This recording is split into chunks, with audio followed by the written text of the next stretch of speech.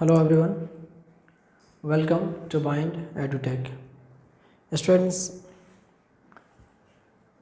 Last class में हमने आपको ये क्वेश्चन प्रोवाइड किया था जो कि नीट 2013 का है और इस क्वेश्चन में आपसे ये पूछा जा रहा है कि इनमें से which pair of quantity have same dimension. Pair of quantity मतलब जैसे होता है जोड़ा होता है, तो कौन सा जो जोड़ा है उसका डायमेंशन सेम होगा। मतलब देखिए दिया हुआ है इम्पल्स और सरफेस टेंशन, तो क्या इम्पल्स और सरफेस टेंशन का डायमेंशन सेम होगा, मतलब जो डायमेंशन इम्पल्स का होगा वही सरफेस टेंशन का होगा। दूसरा ऑप्शन है एंगुलर मोमेंटम एंड टॉर्क। क्या एंगुलर मोमेंटम का डायमेंशन और टॉर्क का डायमेंशन एक ही होता है, या तो क्या वर्क और टॉर्क ये दोनों का डायमेंशन सेम होता है, या तीसरा यंग्स मॉडुलस एंड एनर्जी, या इसमें एक चीज़ और ऐड होना चाहिए यंग्स मॉडुलस ऑफ इलास्टिसिटी। तो देखिए नॉलेज की दृष्टि से ये क्वेश्चन बहुत ज़्यादा इम्पोर्टेंट है, बिकॉज इस क्वेश्चन में आपको टोटल 8 क्वांटिटीज का थोड़ा सा नॉलेज और साथ साथ में उसका डायमेंशन पता चलेगा।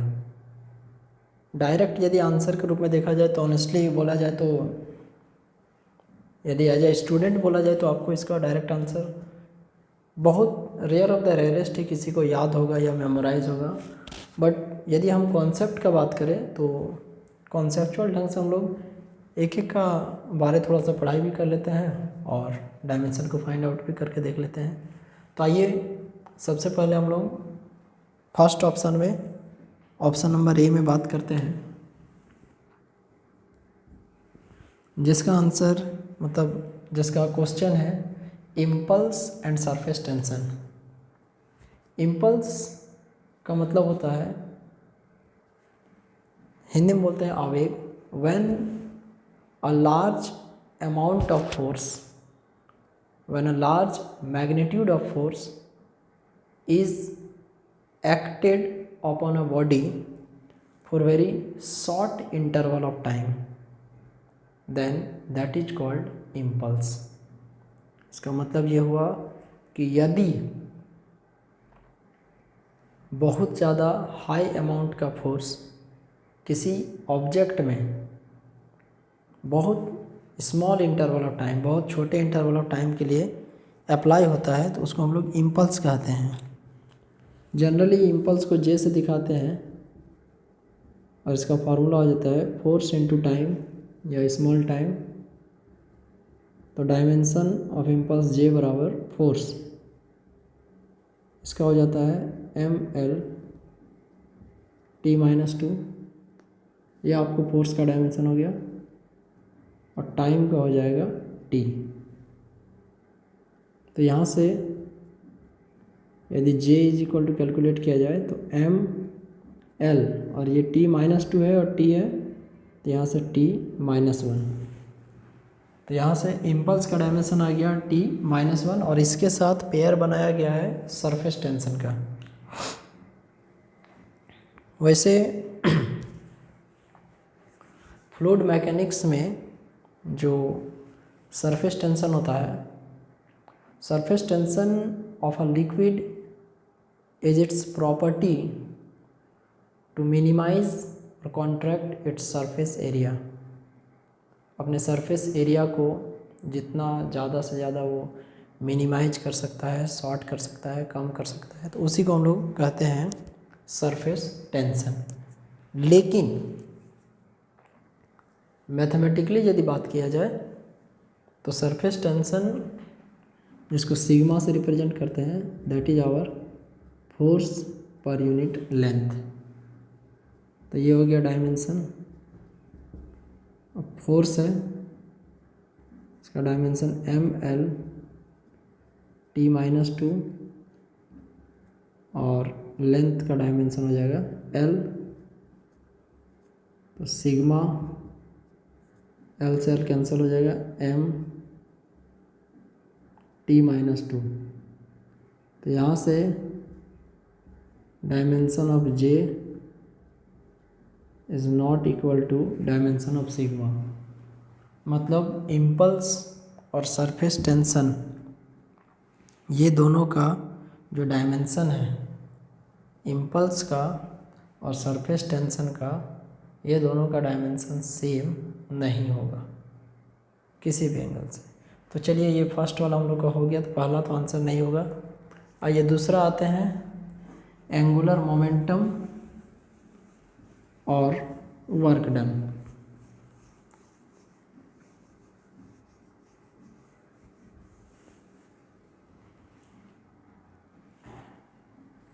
सेकेंड ऑप्शन है angular momentum and work done.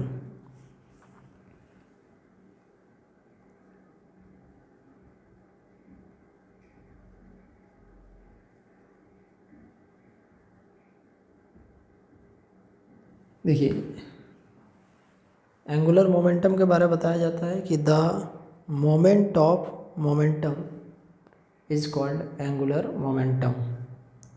या आपके समझाने के लिए, वैसे तो मोमेंटम क्या होता है देखिएगा तो product of mass and velocity, but angular momentum कहने का सेंस है कि रोटेशनल डायनेमिक्स में हम लोग जो मोमेंट ऑफ मोमेंटम है, मोमेंटम का जो मोमेंट है एक तरीके से, उसके बारे जब पढ़ाई करते हैं तो देन वो फिजिकल क्वांटिटी एंगुलर मोमेंटम के बराबर होता है। और मैथमेटिकली जो आपका एंगुलर मोमेंटम होता है उसको लिखते हैं L is equal to R cross P। L बराबर R क्रॉस P, जहाँ पे L एंगुलर मोमेंटम है, जो R है वो रेडियस वेक्टर है, और जो P है वो मोमेंटम है। तो L बराबर R क्रॉस P। तो L बराबर डायमेंशन ऑफ R, और जो P है इसके जगह हम लोग लिख देंगे M into V। Actually momentum है, और मोमेंटम को एक्सटेंड करके लिख सकते हैं मास इंटू वेलोसिटी। तो L बराबर R है, तो इसका हो जाएगा L, मास का हो जाएगा M, और वेलोसिटी का हो जाएगा LT-1। डिस्टेंस का L, मास का M, और वेलोसिटी का LT-1। इसके बाद L बराबर M, L और L मल्टीप्लाई होगा L2T-1, M L2T-1। ये हमारा एंगुलर मोमेंटम का डायमेंशन आया। इसमें जो L है वो एंगुलर मोमेंटम है, जो M है वो मास है, जो ये L है वो लेंथ है, और जो T है वो टाइम है। इसके बाद यहाँ पे जैसे एक सेकेंड टर्म जो दिया हुआ है वर्क,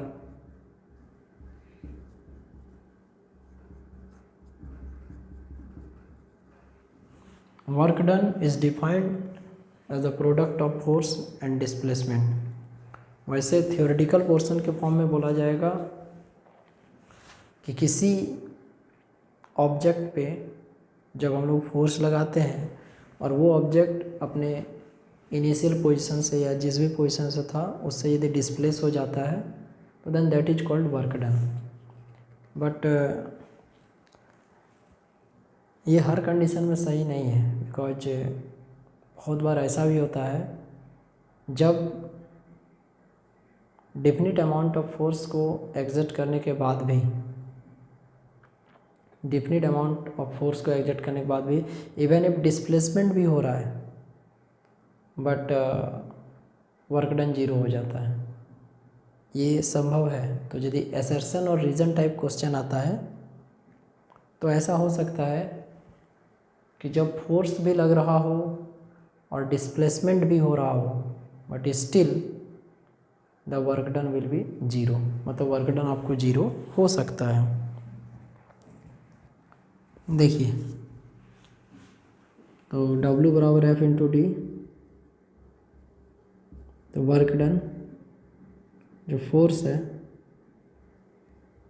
MLT-2, फोर्स का MLT-2 और डिस्प्लेसमेंट का L।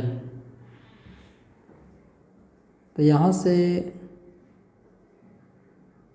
हम लोग वर्क डन का डायमेंशन हो जाएगा ML2T-2।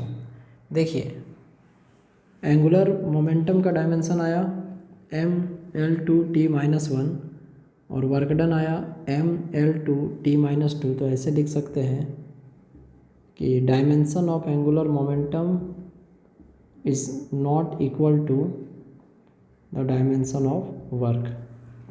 It means to say that कि जो सेकेंड वाला ऑप्शन है एंगुलर मोमेंटम एंड वर्क, ये भी सही नहीं है, मतलब इसका भी डायमेंशन सेम नहीं होगा। इसके बाद हम लोग आगे बढ़ेंगे, तो then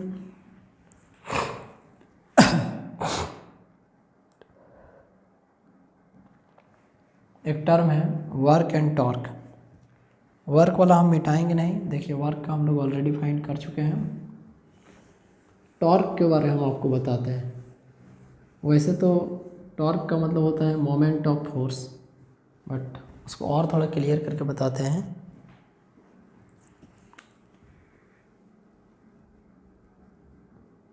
the turning effect of force is called torque. किसी ऑब्जेक्ट पर फोर्स लगाने पे यदि वो अपने एक्सिस पे रोटेट करता है तो then that is called torque. तो टॉर्क ऐसे करके tau is equal to force into perpendicular distance. Force into perpendicular distance. Perpendicular distance को हम लोग R से डिनोट किए हैं। देखिए, यहाँ जो फोर्स है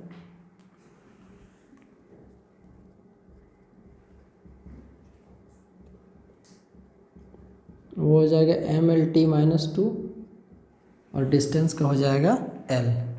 इसको ध्यानपूर्वक समझिए। देखिए,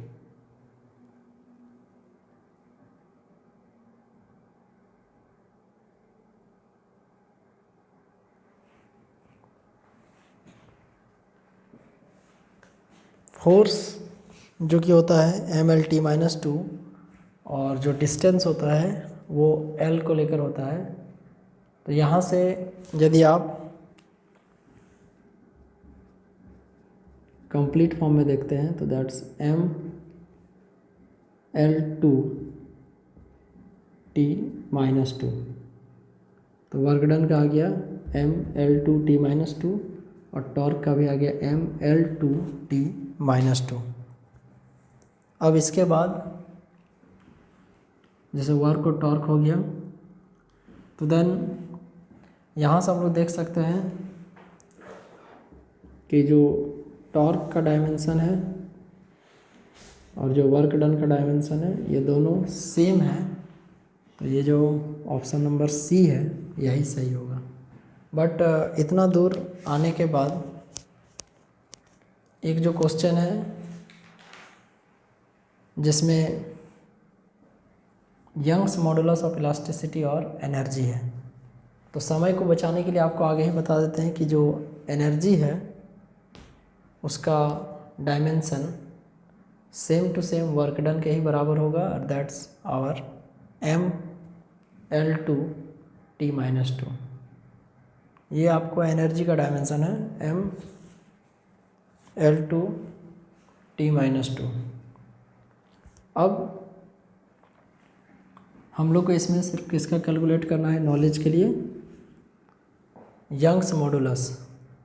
तो वैसे यंग्स मॉडुलस का मतलब होता है longitudinal stress by longitudinal strain.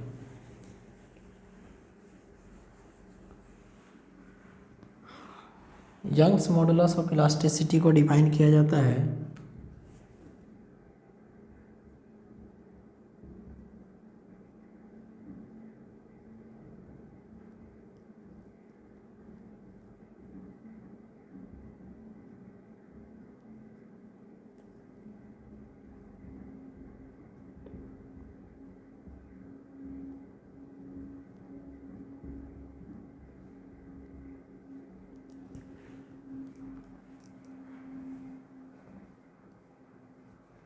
longitudinal stress by longitudinal strain।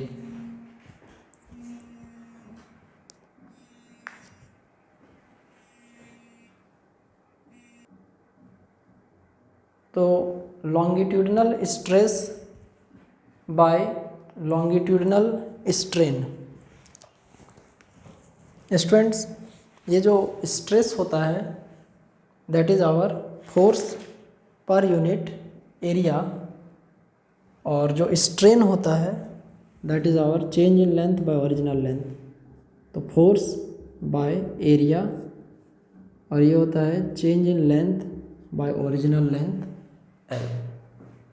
इसको यदि प्रॉपर वे में सॉल्व किया जाए तो ऐसे लिख सकते हैं एफ बाय ए इंटू डेल्टा एल, और यहाँ से हो जाएगा एक L, F into L by A into delta L. अब यहाँ से जैसे फोर्स का जो डायमेंशन हो जाएगा M L T minus two, length का हो जाएगा एल,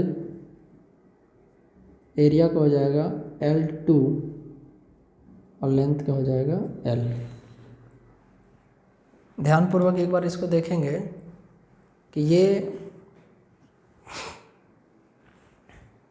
हम लोग फोर्स का M L T minus two, length का एल, एरिया का एल टू और चेंज इन लेंथ का L. Now from here after complete calculation mass का बचेगा m, ये l से l यदि कैंसिल हो जाता है, मान लीजिए ऐसे देखिए l और l मल्टीप्लाई हो गया L2 से कैंसिल हो जाएगा तो एक l बचेगा, बट ऊपर जाके l माइनस वन और t minus two, m l minus one t minus two. But देखिए यहाँ पर एक जो नेक्स्ट चीज़ लिखा हुआ है उसका नाम है एनर्जी, और उस एनर्जी का डायमेंशन वर्क डन के इक्विवेलेंट होता है, वो हो जाएगा आपको M L two T minus two. तो यहाँ से हम लोग बोल सकते हैं कि जो वर्क डन है और जो एनर्जी है दोनों का, सॉरी जो यंग्स मॉडुलस ऑफ इलास्टिसिटी है y और जो एनर्जी है वो दोनों का डायमेंशन सेम नहीं होगा। अब इसके बाद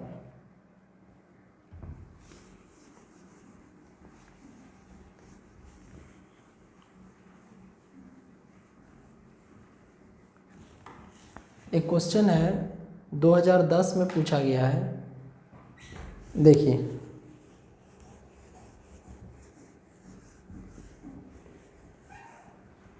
the dimension of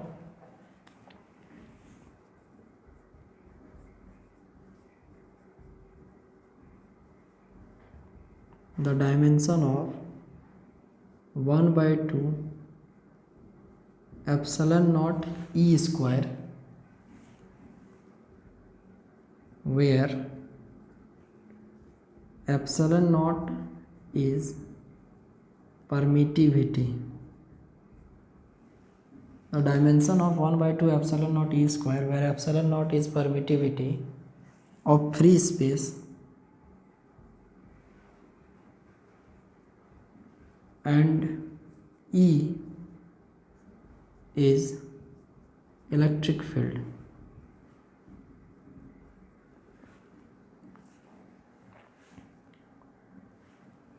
Then first option दिया हुआ है m L2t-2,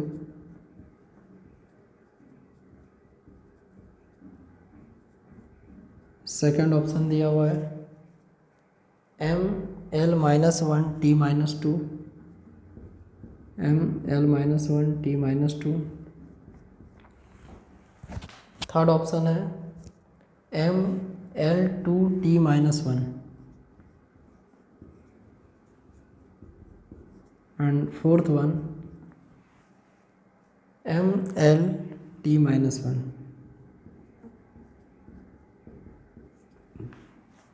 अब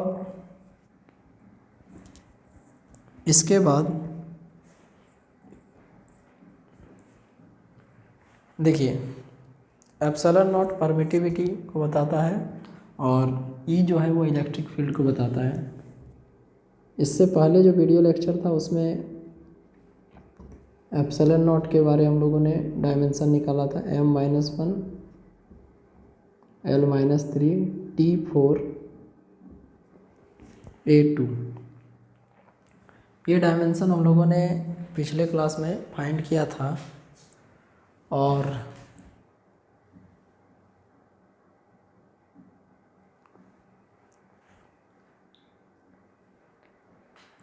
जो इलेक्ट्रिक फील्ड E है, जो इलेक्ट्रिक फील्ड E है इसका डायमेंशन कैसे आएगा। तो इलेक्ट्रिक फील्ड का डायमेंशन जानने से पहले इलेक्ट्रिक फील्ड का जो फार्मूला होता है E बराबर F/Q और फोर्स का हो जाएगा MLT-2 और चार्ज का हो जाएगा AT। इलेक्ट्रिक फील्ड E बराबर F/Q, फोर्स का MLT-2 और चार्ज का AT।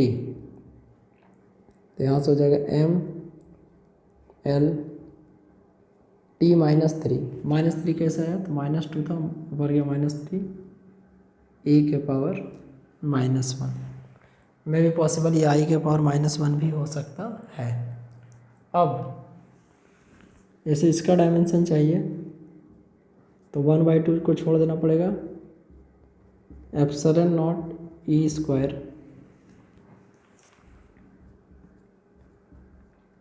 सबसे पहले एप्सिलॉन नॉट और उसके बाद E²। अब यहाँ से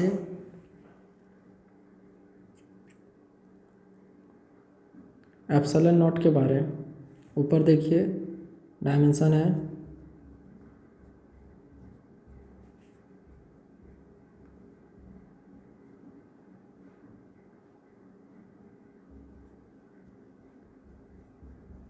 इसका, यहाँ से डायमेंशन देखिए MLT-3 A-1 इसका स्क्वायर। अब आगे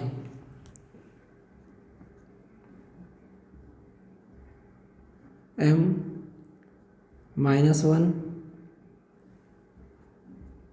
L-3 T4 A2 और इसके बाद यहाँ से इसका स्क्वायर कीजिएगा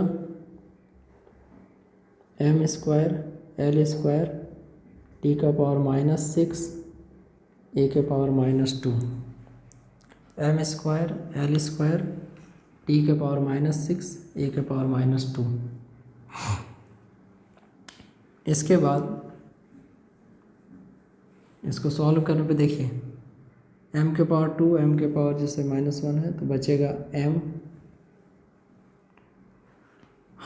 l के पावर 2 है और l के पावर -3 है तो l -1, t का पावर 4 है, t का पावर -6 है तो t -2 और a का पावर 2 और -2 कैंसिल हो जाएगा, ML-1 t का पावर -2। गिवन ऑप्शंस में से ये जो आपको ऑप्शन नंबर बी है ये सही है, एक्यूरेट है, ML-1 t का पावर -2 ये इसका सही आंसर होगा।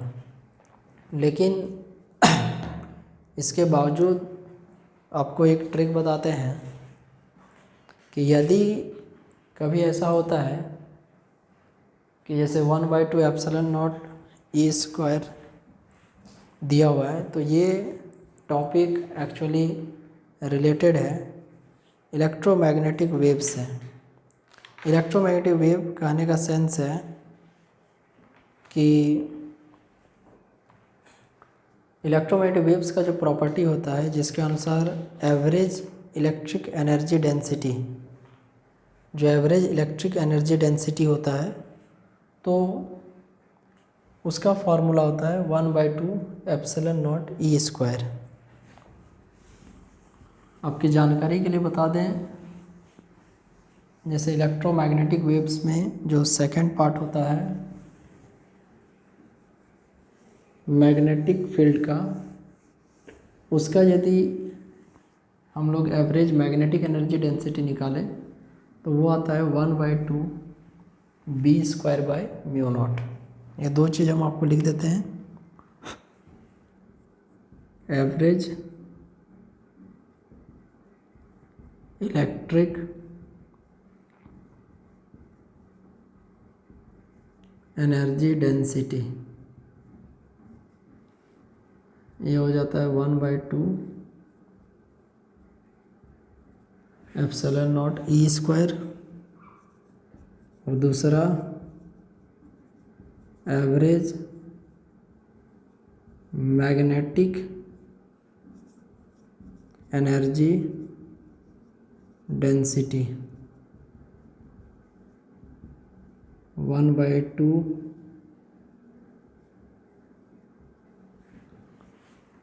b²/μ0।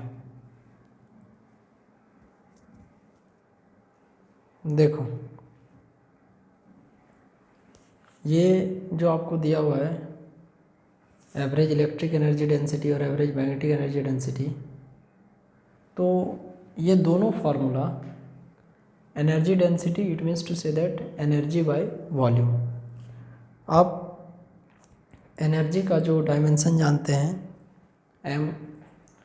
mL/T-2, और वॉल्यूम को आप L³ से रिप्रेजेंट कीजिए, तो यदि आप उसको कैंसल आउट करते हैं तो सेम टू सेम आपको वही डायमेंशन मिलेगा जो अभी हम लोगों ने फाइंड आउट किया, एनर्जी बाय वॉल्यूम। उसके लिए आप एनर्जी को वॉल्यूम से डिवाइड कर दिए। तो स्टूडेंट्स, इस प्रकार से ये एक ट्रिक है फास्ट कैलकुलेशन के लिए। अब इसके बाद नेक्स्ट क्लास में हम लोग कुछ और प्रीवियस ईयर क्वेश्चंस नीट के देखेंगे। आप सभी कोई अपने स्तर से यहाँ तक प्रिपरेशन करके रखें। नेक्स्ट क्लास में हम लोग इसके बाद पढ़ाई करेंगे। Take care of yourself. Thank you very much.